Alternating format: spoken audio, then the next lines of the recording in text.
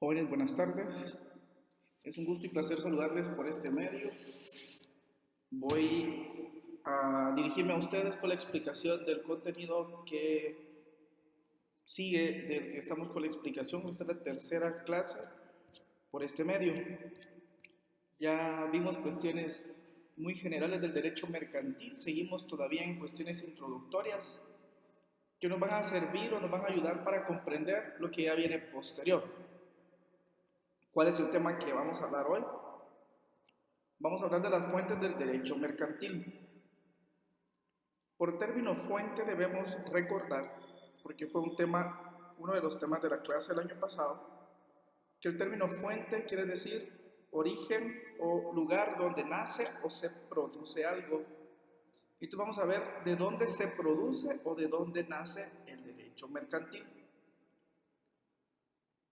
Tenemos que ver, si ustedes gustan y quieren un tiempecito, pueden ir por su ley del organismo judicial. En el artículo 2 nos va a establecer acerca de las fuentes del derecho. ¿Por qué cito el artículo 2? Porque vamos a ver ahí cuáles son las fuentes, qué es lo que genera derecho en Guatemala. La única fuente o ley unitaria que tenemos en Guatemala es la ley, la que va a generar derecho. Sin embargo, tenemos que recordar que previo a que existiera el derecho existió la costumbre. Pero la costumbre sí puede ser fuente de derecho en casos que no se encuentre algún tipo de disposición legal al respecto en nuestro ordenamiento jurídico. En Estados Unidos, por ejemplo, ahí usan mucho el derecho consuetudinario. El derecho consuetudinario es la costumbre. ¿Y por qué cito la costumbre? Porque como fuente del derecho mercantil tenemos la costumbre. Y en materia mercantil, aquí se le va a conocer a la costumbre, la vamos a llamar como usos mercantiles, porque se va a utilizar la costumbre pero únicamente para efectos de un uso. ¿Cómo pueden ser esos usos? Pueden ser locales e internacionales. Cuando escuchamos locales no quiere decir que es un conjunto de locos. Locales se refiere a una proporción o extensión de tierra y en la cual existe población. Pudiéramos colocar ahí en vez de locales nacionales e internacionales. Lo local es dentro del territorio guatemalteco. También esos usos mercantiles pueden ser generales y especiales. Generales, ¿cuáles son? Los que van dirigidos a toda la población sin distinción alguna. En cambio, los especiales sí. Los especiales pueden dirigirse a un sector determinado de la población para efectos de materia mercantil.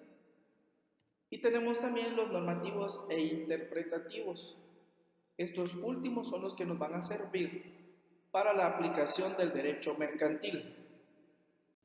Si lo vemos así, a simple vista, y queremos interpretar uso normativo, ¿qué significa norma? Pues van a normar algo y de esa manera se debe de utilizar el uso normativo.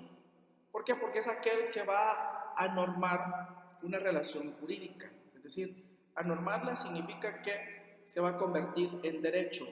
¿Y cuándo se convierte en derecho? Cuando es de aplicación obligatoria o forzosa. Es imperativo atributivo porque otorga derechos y concede derechos y también impone obligaciones. Por ser uso normativo, como norma, si norma una relación jurídica, sí va a generar derecho. En la costumbre, el uso normativo sí genera derecho. ¿Por qué va a generar derecho? Porque lo está normando. Es decir, mira, aquí se tiene la costumbre de hacer esto y así se tiene que hacer, lo está normando. Mientras que el uso interpretativo, lo único que va a hacer, la misma palabra lo dice, es para clarificar o interpretar el sentido de una norma que está en un contrato o de derecho vigente. Pero solo va a hacer eso, va a interpretar, nos va a aclarar nada más. Vamos a interpretar nada más, pero esto no quiere decir que como yo lo interpreto, eso va a generar derecho, no. El uso interpretativo no produce derecho. El uso normativo sí, porque ya es algo impuesto, es algo obligatorio, por lo tanto genera derecho, mientras que el uso interpretativo no, solo me sirve para eso, me sirve para dejarme claro, para interpretar, pero no significa que lo que estoy interpretando va a producir derecho. Por eso no es aplicable el uso interpretativo. El que utilizamos es el uso normativo. La otra fuente del derecho mercantil, y si lo establece el artículo 2 de la ley del organismo judicial, es la ley. Que vamos a decir de la ley que la fuente unitaria formal, es decir, de acuerdo a la forma como se da en Guatemala, es la ley. La ley va a ser la única fuente del derecho mercantil. Y aparte de la ley, tenemos que ver cómo se integra entonces, cómo se integra la ley en Guatemala desde el punto de vista mercantil. No estoy diciendo que todas las leyes, este es el orden en el que vamos a ver ahorita para todas las leyes, no, para materia mercantil. Primero, si analizamos la pirámide jerárquica vista el año pasado, esa pirámide jerárquica nos va a establecer un orden. ¿Jerarquía qué quiere decir? ¿Qué significa el término jerarquía? Les pregunto, ¿en su casa hay jerarquía, sí o no? ¿Por qué hay jerarquía? Porque hay un grado de importancia de mayor a menor o de menor a mayor que debemos de respetar. Si lo vemos desde el punto de vista, en la casa hay jerarquía, sí. ¿Quién es el grado? ¿Quiénes son los importantes en cuanto a autoridad en la casa? Los papás. Desde lo superior a lo inferior. Y ellos emiten disposiciones ¿a quién? A los hijos. ¿Y qué es lo que tienen que hacer los hijos? Obedecer. Entonces, cuando hablamos de jerarquía, es ese grado de importancia que tiene de mayor a menor o de menor a mayor que tiene la ley. Entonces, lo veíamos el año pasado, aunque no hubo nada de explicación, pero está la pirámide jerárquica. La pirámide nos establece ese grado de importancia de mayor a menor. Están las normas constitucionales, que estas son elaboradas por la Asamblea Nacional Constituyente. ¿Por qué son constitucionales? Porque las elabora la Asamblea Nacional Constituyente. Ese es el primer orden, ese es el primer grado. La segunda, ¿cuáles son? Las normas ordinarias. ¿Quién crea normas ordinarias en Guatemala? El Congreso de la República. ¿Qué diferencia hay entre una norma constitucional con una norma ordinaria? Que la constitucional la emite la Asamblea Nacional Constituyente y una ley ordinaria la emite el organismo legislativo, que es el que está facultado. Luego de las normas ordinarias, en la pirámide tenemos las normas individualizadas, perdón, las reglamentarias, son las reglamentarias, y las reglamentarias, ¿quién las emite? Los tres poderes del Estado. ¿Qué hace un reglamento? Va a complementar una ley ordinaria. ¿Quién emite? El organismo legislativo, el ejecutivo y el judicial. Y por último, según el grado de la pirámide del año pasado, tenemos las individualizadas. Individualizadas, ¿por qué? Porque se va a determinar el sujeto derecho en ella. Por ejemplo, una norma individualizada es un contrato. Si yo celebro con usted un contrato de compra-venta, ¿va a ser aplicable para todos los de su familia? No. Es individualizado. ¿Por qué? Porque el contrato de compra-venta va a surtir efecto única y exclusivamente entre usted y yo, punto. La demás gente no. ¿Ya? Entonces, ¿por qué estoy hablando de esto? Porque tenemos que ver integración jerárquica de la ley mercantil. A ley, la primera, la que va a ocupar el primer lugar, tiene que ser la Constitución Política de la República de Guatemala. Cualquier integración en materia que usted vea, si vamos a hablar integración jerárquica de la ley laboral, del derecho laboral, la primera tiene que ser la Constitución Política de la República de Guatemala, porque es la mamá de todas las leyes. Ella, de ahí se desprenden todas las demás leyes.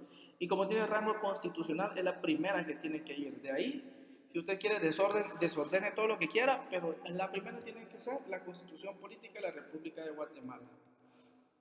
Luego de la Constitución, como ya no hay otra norma constitucional en materia mercantil, tenemos que decir que como número 2 es el Código de Comercio de Guatemala, el decreto 2-70. ¿Por qué? Porque es en materia mercantil. Después de rango ordinario tenemos los tratados internacionales también en materia comercial, los tratados o convenios. ratificados y firmados por Guatemala son parte importante dentro de la integración jerárquica de la ley mercantil. Tenemos la ley de empresas aseguradoras, es pura materia mercantil, a todas aquellas empresas que se van a dedicar a prestar servicios de seguros. Está la ley de almacenes generales de depósito, también que es en pura materia mercantil, porque un almacén general de depósito sirve cabal para eso. Es un almacén que es lo que van a hacer ahí, depositar, ir a guardar, resguardar cualquier tipo de mercadería que usted quiera imaginarse. También la ley de sociedades financieras privadas es parte de la materia mercantil. Son sociedades financieras que su fin es lucrativo.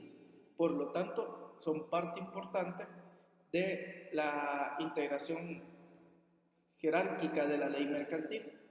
Y tenemos la ley de bancos también. Hay más leyes que pudiéramos colocar que deberían de integrar la pirámide jerárquica mercantil, pero solo es para que ustedes se armen una idea de cuáles leyes pudieran verse en materia mercantil. Tenemos que decir que la fuente particular del derecho mercantil es el contrato. ¿Por qué? Porque el contrato ha sido considerado en el campo del derecho privado, porque el derecho privado es en una relación jurídica que se da de particular a particular, donde no interviene el Estado.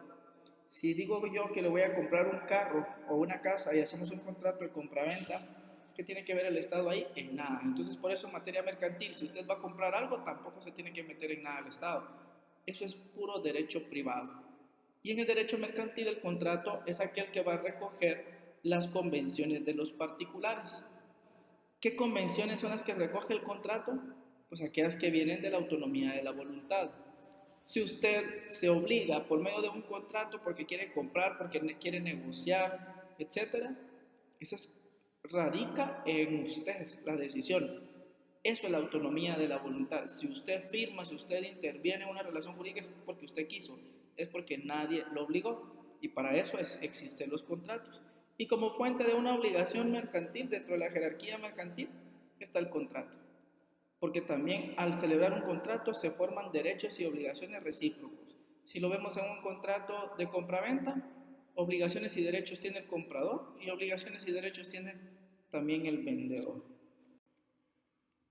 Vamos ya ahora a entrar a lo que es eminentemente materia mercantil. Por favor, se levanta y va a traer su código de comercio porque nos va a ir sirviendo ahorita. ¿Quiénes son las personas mercantiles? Son personas que no actúan con fines benéficos. Es decir, que si yo pongo una tienda, mi fin no es regalar. Sin embargo, en el medio utilizamos mal el término, ¿verdad? Vamos a la tienda y me dice, me regala una galleta. Mire, lo siento, la tienda no es un centro de beneficencia. El que tiene la tienda y usted le fue a comprar es porque quiere obtener ganancia. Sin embargo, es un término que utilizamos y no caemos en agua. Me regala una galleta, por favor, no se la va a regalar, se la va a vender. Porque el fin de la persona que tiene la tienda es obtener ganancia. Cuando realiza actos de tráfico mercantil, su finalidad es obtener ganancia o lucro. ¿Qué quiere decir lucro? Ganancia. ¿Para qué? Porque así logra aumentar su fortuna personal. Por favor, nos vamos al artículo número 1 del Código de Comercio, que va a regular lo que es la aplicabilidad. Y ahí lo van a ir leyendo ustedes. ¿Qué establece el artículo 1? Los comerciantes en su actividad profesional, es decir, la actividad que realizan los comerciantes, es calificada como una actividad profesional por disposiciones de la ley. No solo en la actividad profesional, sino que los negocios jurídicos que estos realicen, y hay cosas que son consideradas en materia mercantil, se van a regir de acuerdo a las disposiciones de este código y en su defecto por las del derecho civil. Ahí primero hay mal utilizada una palabra, por la disposición, y en su defecto por las del Código Civil tendría que establecer este artículo, porque así es como se llama nuestro código. Por las del derecho civil, que se van a aplicar e interpretarán de conformidad con los principios que inspiran el derecho mercantil.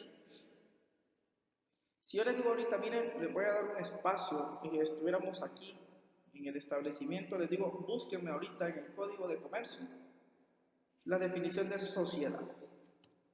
Búsquelo. Y aquí le diría, el primero que me lo encuentre, lo exonero de alguna actividad. Y puede empezar a hojear el Código de Comercio y no va a encontrar una definición legal de lo que es el contrato de sociedad. Pero como no está ahí en el Código de Comercio, lo que tengo que hacer es irme al Código Civil. En el Código Civil, por ahí por el artículo 1732, creo que es, ahí encontramos la definición de lo que es sociedad. Como no está en el Código de Comercio, tenemos ahí regulado, se regirán por las disposiciones de este código. Y en su defecto, es decir, cuando yo no encuentre algo en el Código de Comercio, tengo que irme al Código Civil, que se aplicarán e interpretarán de conformidad con los principios que inspiran el derecho mercantil. El primero, cuando escuchen este audio y me mande un mensajito con los 5 principios del derecho mercantil, en su momento yo le voy a decir con qué lo voy a premiar. El primer alumno que me envíe entonces los 5 principios que inspiran el derecho mercantil, yo le voy a decir de qué se ha hecho acreedor. Veré quién es el primero que me escribe de forma personal. Y yo haré llegar en el grupito de cualquiera de los 3 textos quién fue el que se hizo acreedor a esto. Ese es el artículo 1. Veamos el artículo 2. Ahí tenemos la definición de quiénes son comerciantes individuales. ¿Quiénes son comerciantes individuales? Según el artículo 2, son comerciantes quienes ejercen en nombre propio. En nombre propio. Yo no puedo actuar en nombre de otro, porque si no, no soy comerciante. Tengo que actuar en mi nombre y con fines de lucro. Ya se dieron cuenta que toda actividad que lleve lucro es pura materia mercantil. Y cualquiera de las actividades a que se refiere a lo siguiente. Tenemos como número 1 en su Código de Comercio la industria dirigida. Yo creo que entendemos que es la industria dirigida, es decir, que lleva un proceso de control, ¿sí? Dirigida a la producción o transformación de bienes, porque ¿qué es producción? Producir es transformar bienes, y también aquellos que se dediquen a la prestación de servicios. 1. 2. La intermediación en la circulación de esos bienes que se transforman y a la prestación de servicios. ¿Se recuerdan que al principio de la clase, hace 15 días aproximadamente, les dije lo que era el comercio? Actividad lucrativa que consiste en intermediar de forma directa o indirecta. ¿Se recuerdan, verdad? De la intermediación en la circulación de bienes y en la prestación de servicios. También son comerciantes individuales los que se dediquen a la banca, es decir, los bancos es pura actividad mercantil. Los que prestan seguros de los distintos tipos que han escuchado también es actividad mercantil. Y las fianzas, es decir, de que en un momento dado van a otorgar una fianza, es decir, una garantía del cumplimiento de una obligación, también es pura actividad mercantil. La banca, seguros y fianzas. Y que yo no estoy de acuerdo con lo que establece este artículo 2. ¿Por qué? Porque como numeral cuarto tiene los auxiliares de los 3 anteriores. Pero aquí hay una discusión. ¿Por qué? Y no son auxiliares, pues. Si son auxiliares, quiere decir que no actúan en nombre propio, actúan en nombre de otra persona. Si se van a su Código de Comercio en el artículo 263, por favor, puede ir a hojear su código y va a leer ahí lo que son factores. Son factores los que sin ser comerciantes, por favor, 263. Son factores, vea el título que tiene arriba, el código. Auxiliares del comercio, los que sin ser comerciantes, no son comerciantes porque son auxiliares.